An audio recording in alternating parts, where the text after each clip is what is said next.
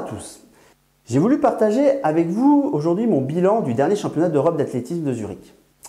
Car les paroles c'est beau, mais les actes c'est mieux.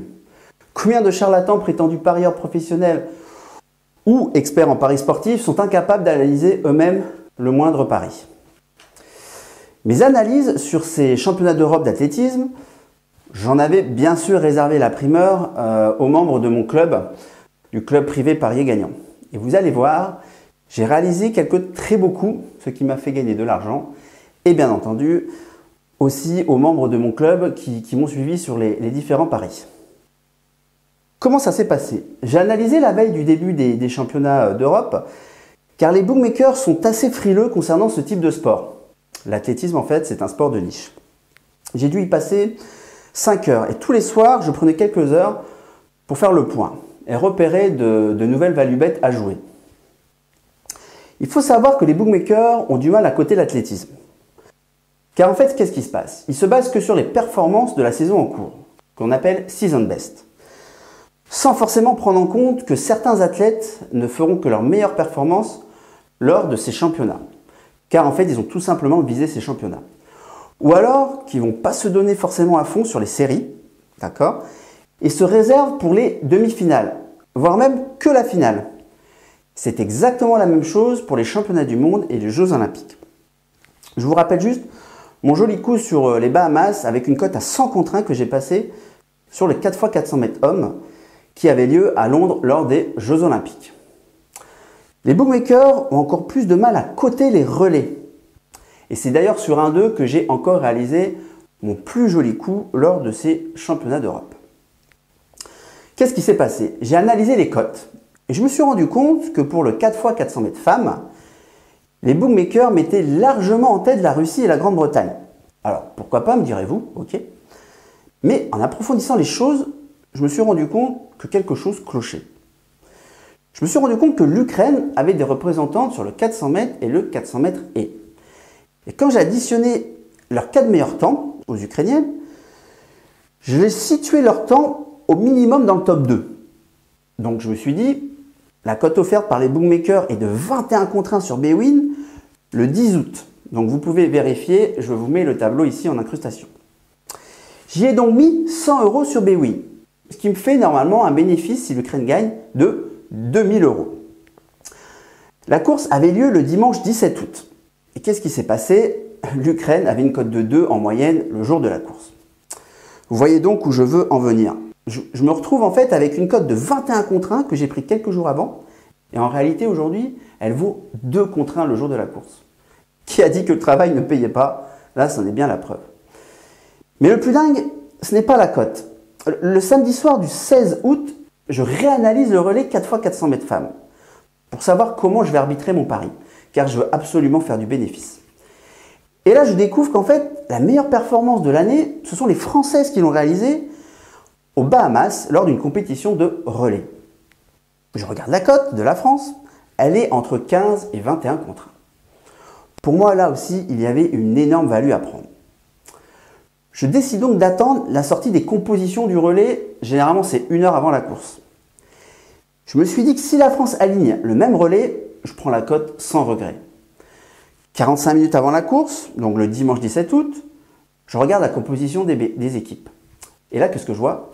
Que la France aligne quasiment la même équipe, à une exception près, Muriel Urtis. Muriel Urtis qui, lors de cette compétition, a fait sa dernière course.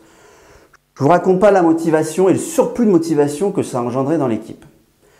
Qu'est-ce que je fais? Je prends donc la cote à 15 contre 1 chez Paris Web pour la France. En résumé, je me retrouve avec 15 contre 1, 200 € pour la France, d'accord, et 21 contre 1 pour l'Ukraine, 100 €. Je mets le lien de la course ici, mettez la vidéo en pause et regardez ce qui s'est passé. Voilà, vous avez vu la course. C'est pour ça que je fais des paris sportifs, c'est ça qui me fait vibrer et c'est ça ma passion. La Française a fait une super fin de course et j'ai donc gagné 200 € x 15 en cote. Je vous mets ici le tableau de mes tickets des screens d'écran. Mais de toute façon, l'Ukraine a aussi fini deuxième, donc j'aurais quoi qu'il arrive gagné quelque chose. En résumé, j'avais les premières de la course à 15 contre 1 et les secondes à 21 contre 1. Si ça, c'est pas de l'analyse, je ne sais pas ce que c'est. J'ai trouvé d'autres jolies cotes également. Par exemple, sur le 400 mètres homme, Maggi l'Estonien. Après les qualifications, les bookmakers ont coté Maggi à 7 ou 8 contre 1. Vous pouvez vérifier sur le tableau le 13 août au matin. Là aussi, c'était très mal coté. Pourquoi? Parce que Maggi avait les 2 meilleures performances de l'année. Et en visionnant les qualifications, j'ai vu qu'il avait vraiment levé le pied, d'où son temps pas forcément terrible. Et que s'est-il passé lors des demi-finales? Maggi a remis les pendules à l'heure en courant en 48,55, collant en gros 0,3 secondes à la plupart de ses concurrents. La cote de Maggi est donc passée de 8 contre 1 à 1,8 contre 1 après les demi-finales du 14 août.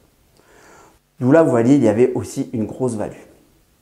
Alors j'ai arbitré avant la course pour m'assurer un gain. Bilan, Maggi finit que deuxième de la course en 49,08. Sous la pluie et le froid, vraiment un chrono pas terrible pour lui. Mais j'ai quand même gagné de l'argent en faisant justement de l'arbitrage. Mais le principe est là. À vous ensuite de savoir si vous faites un arbitrage ou non. J'avais aussi joué Greno, l'italienne, à 6 contre 1 sur 400 mètres femmes. Et j'avais aussi pris la Grande-Bretagne sur le 4x400 mètres hommes à 1,35 et qui, le jour de la course, était descendu à 1,05. Donc, les deux ont gagné également avec une magnifique course de l'italienne. Bref, en gros, de très bons gains pour ma part et aussi pour certains membres de mon club qui m'ont suivi sur cette compétition. Donc, je le répète, gagner et investir dans les paris sportifs, c'est possible. Franchement, c'est possible. Encore faut-il s'entourer des bonnes personnes. C'est ce que je vous propose dans mon club privé Parier Gagnant. Alors, ah oui, je vois déjà certains vont me dire, oui, comme c'est déjà arrivé dans le passé, bien sûr, c'est bien de parler de tes gains, Benoît, mais tu parles jamais de tes pertes. Alors, ok. Je voyais aussi Vico premier et top 3 au 100 mètres homme, car je pensais que sa blessure était vraiment derrière lui, mais il a rechuté. Il avait quand même réalisé, je vous le rappelle, un très beau 10,06 en qualification et sans forcer. Dommage, car franchement pour moi, sans cette blessure qui est apparue, il gagnait sûrement la course, qui a été gagnée en 10,05 par Dassaoulou. Boss sur le 800 mètres, le Kenyan blanc, qui a malheureusement craqué en finale sous la pression. Lui aussi, je pensais qu'il pouvait faire quelque chose. J'avais aussi under 19,5 médailles pour la France. Et là, bon, il y a eu des médailles que je n'avais pas vu venir, style le bronze à la perche, le 10 000 mètres femmes avec le doublé français, l'épreuve du marathon femmes et quelques autres. Mais bon, mes gars ont largement couvert ces petits désagréments et sur les petites pertes que j'ai fait sur ces paris. Voilà pour les médisants, je suis obligé d'en parler car certains ne voient pas le travail d'analyse qu'il y a derrière et je pense que c'est pas forcément donné à tout le monde de le faire. Moi, j'ai de la chance d'avoir du temps pour analyser et en faire profiter mes membres. Moi, je me considère comme un généraliste spécialiste, c'est-à-dire que j'ai pas mal de connaissances dans pas mal de sports, d'accord, c'est l'expérience. Mais j'ai aussi des lacunes et je les travaille en analysant et en me documentant. Il n'y a que comme cela que vous gagnerez de l'argent par vos propres moyens. L'athlétisme, voilà, aujourd'hui j'ai des compétences, des connaissances, mais j'ai travaillé pour les avoir. Alors, il existe aussi d'autres moyens pour gagner de l'argent que vos propres analyses, comme le suivi tipster.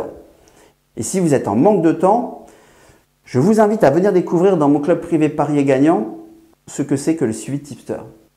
Mais surtout, n'oubliez pas, Parier Gagnant, Parier intelligent.